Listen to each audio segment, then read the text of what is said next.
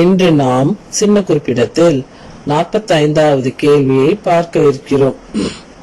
இந்த 45வது கேள்வி என்னவென்றால், மற்ற அப்போஸ்தலருக்கு பதிலாக இருக்கிறவர்கள் யார்? இந்த கேள்விக்குள்ள பதில் என்பது மறை ஆயர்கள்.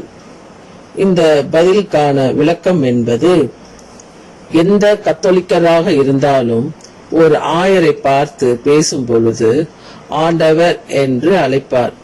ஏன் அவ்வாறு அழைக்கிறார்? ஒரு ஆயர் என்பவர் ஒரு கடவுளா? அவ்வாறு அழைக்கப்படுவதற்கு என்று பார்த்தால் அவர் கடவுள் அல்ல.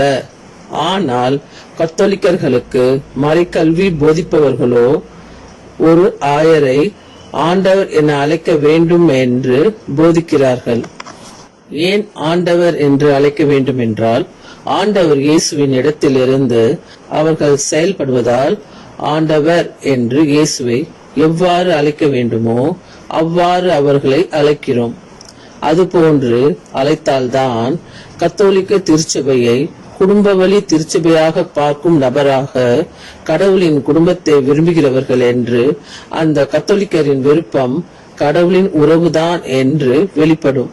அதாவது இயல்பை சார்ந்த மத நம்பிக்கைகளில் மத தலைவரை மதத்தை தோற்றுவித்தவராக பார்த்து அந்த பெயரில் அவரை அழைப்பதில்லை.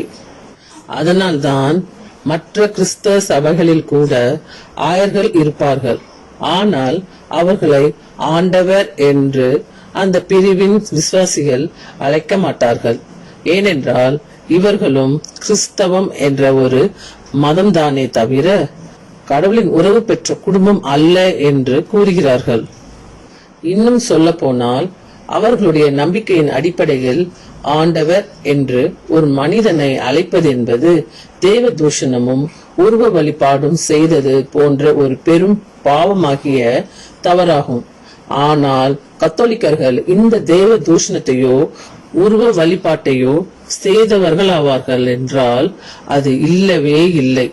அவர்கள் சிலை வழிபாடு செய்தவர்கள் இல்லை என்று கூற வேண்டும். ஏன் இப்படி கூற வேண்டும்?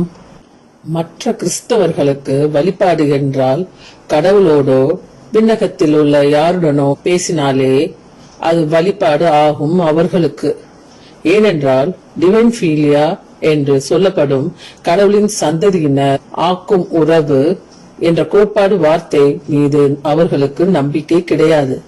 அதாவது கடவுளின் சந்ததியினர் என்ற உறவு மனிதர்களுக்கு தரப்போவதில்லை. மாறாக ஒரு இடத்தை தான் மோட்சம் என்று கொடுக்க போகிறார் என்பது அவர்களது நம்பிக்கை. ஆனால் கடவுளோ கடவுளின் உறவை கொடுத்து நம்மை கடவுளாக மாற்றி மோட்சத்தில் இடம் கொடுப்பார் என்பது CCC 460 படி கத்தோலிக்கரின் நம்பிக்கை. இந்த நம்பிக்கையின் அடிப்படையில் கடவுளோடு பேசுவது எல்லாம் வழிபாடு அல்ல. மாறாக இந்த கடவுளின் உறவு என்ற மோட்சத்தை பெறுவதற்கு தேவையான சடங்கு முறைகளை செய்வதுதான் வழிபாடு செயலாகும். ஆகையால் கத்தோலிக்கர் நம்பிக்கையின்படி CCC 2779 படி எது உருவ வழிபாடு என்றால், ஒரு உருவத்தை பார்த்தோ உருவம் இல்லாமலோ, அதாவது உயிரும் உயிரற்றதும் அந்த உருவத்திடமோ CCCயில் இல்லாத சொந்த கருத்தின் மேலோ நம்பிக்கை வைத்தால் அந்த உருவமோ கருத்தோ தங்களுக்கு மோட்சத்தை கொடுக்கும் என்று நம்பி செயல்படுவதுதான் உருவ வழிபாடு. அந்த உருவங்களிடம் கடவுளின் உறவு கேட்காமல் வேறு ஏதேதோ தேவைகளை குறித்து பேசுவது என்பது உதவி கேட்கும் செயல்தானே தவிர அது வழிபாடு ஆகாது. இது போன்று உதவி கேட்கும் செயலைத்தான் வேண்டுதல் என்று அழைக்கிறோம். ஆனால் மற்ற கிறிஸ்தவ சபைகளில் இந்த வேண்டுதல் மட்டும்தான் உள்ளது. கடவுளின் உறவு கேட்கும் சடங்கு இல்லை.